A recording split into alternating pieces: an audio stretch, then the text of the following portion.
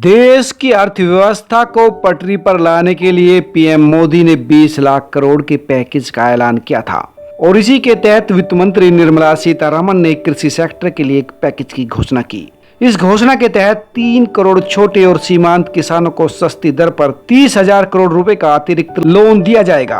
25 लाख नए किसान credit card धारकों में मछुआरों और पशुपालकों को भी शामिल किया जाएगा, जो 2 लाख तक का लोन ले सकेंगे। इसके अलावा वित्त मंत्री ने कहा कि 3 करोड़ किसानों को पहले ही 4 लाख करोड़ रुपए का ऋण दिया जा चुका है। किसानों के कृषि लोन पर 3 महीने का मोरेटोरियम सुविधा दी गई है, यानी वो अपना ऋण 3 महीने बाद तक चुका सकेंगे, जिसे 1 मार्च से बढ़ाकर 31 मई कर दिया गया है। किसानों के फसल की खरीदारी के लिए राज्य सरकारों की खरीद फर्मों को 67,000 करोड़ रुपए सहायता दी गई है। वित्त मंत्री की इन घोषणाओं पर हमने किसान नेताओं और किसानों से बात की तो उन्होंने बताया कि सरकार की ये सारी घोषणाएं उनके लिए कोई मायने नहीं रखती। भारतीय किसान यूनियन के प्रवक्ता राकेश टिकैत का कहना है कि किसानों के लिए घोषित आर्थिक पैकेज में कृषि ऋण को 3 महीने आगे बढ़ाने और नए किसान क्रेडिट कार्ड से लोन दिए जाने के अलावा कुछ भी नहीं है। किसान पहले से ही बैंकों का कर्जदार है और इसलिए वो नया कर्ज लेकर कोई भी जोखिम उठाने की स्थिति में नहीं है। सरकार की इन घोषणाओं से किसान आत्मनिर्भर नहीं होगा, बल्कि कर्ज के बोझ से दबकर आत्महत्या की तरफ रुख करेगा।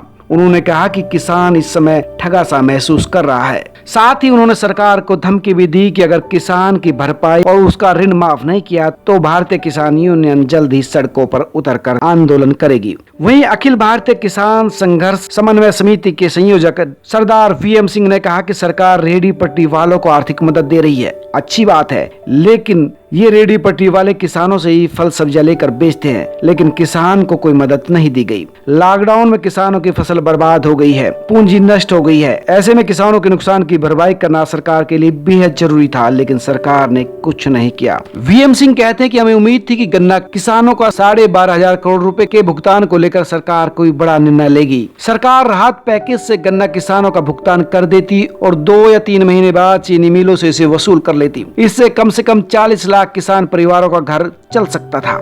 वो कहते हैं कि वित्त मंत्री ने कहा कि किसान के पुराने लोन को अब 31 मई तक किसान जमा कर सकता है, लेकिन किसान 18 मई को जब खेत में जाएगा तो उसके पास लोन चुकाने के लिए 12 दिन होंगे। वो 12 दिन में क्या जादू कर देगा कि सरकार का ऋण चुका दे। सरकार सिर्फ लोन बांटकर किसान को कर्जदार बनाने जा रही है। वहीं कृषि मामलों के विशेषज्ञ देवेंद्र शर्मा कहते हैं कि वित्त मंत्री ने जो घोषणाएं की हैं, उससे किसानों को कोई राहत नहीं मिलने वाली है। मौजूदा समय में किसानों को डायरेक्ट इनकम सपोर्ट की जरूरत थी, उनके खाते में पैसे डालने की जरूरत थी। कोरोना संकट और लॉकडाउन के बीच किसानों की फसल बर्बाद हो गई। ऐसे समय में किसान के खाते में कम से कम 10,000 रुपए तो सरकार को डालने ही चाहिए थे और इससे महज सरकार का 1.5 लाख करोड़ रुपया खर्च होता।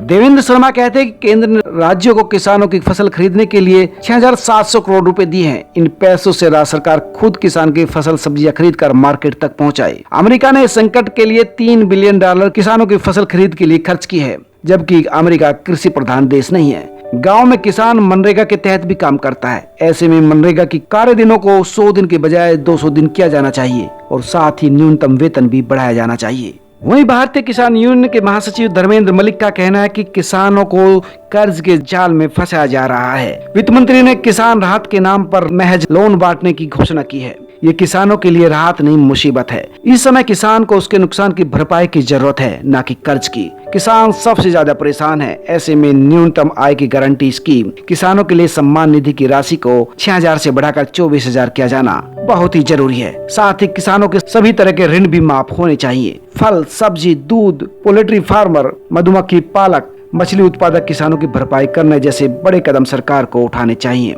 लेकिन सरकार कारपोरेट घरानों की चिंता कर रही है। वहीं भारतीय कृषक समाज के राष्ट्रीय अध्यक्ष कृष्णवीर चौधरी भी इस मामले से दुखी हैं। हालांकि वे बीजेपी समर्थक माने जाते हैं, लेकिन फिर भी वो कहते हैं कि सरकार की घोषणाओं ने उन्हें निराश किया है। लॉकडाउन में किसानों की फसल जिस तरह बर्बाद हुई है, ऐसे में सरकार को किसानों का कर्ज माफ कर देना चाहिए था और देनदारी को 3 महीने की बजाय कम से कम 1 साल के लिए बढ़ाया जाना चाहिए था। लेकिन वित्त मंत्री ने पुरानी ही बातों को दोहराया। किसान तो क्रेडिट कार्ड पहले ही बनवा चुके हैं। ऐसे में किसानों के लिए कुछ बेहतर और ऐतिहासिक कदम उठाए जाने की जरूरत थी, लेकिन सरकार से किसानों को निराशा ही हाथ लगी है। सब्सक्राइब करें, लाइक करें और अपने दोस्तों के साथ शेयर भी करें।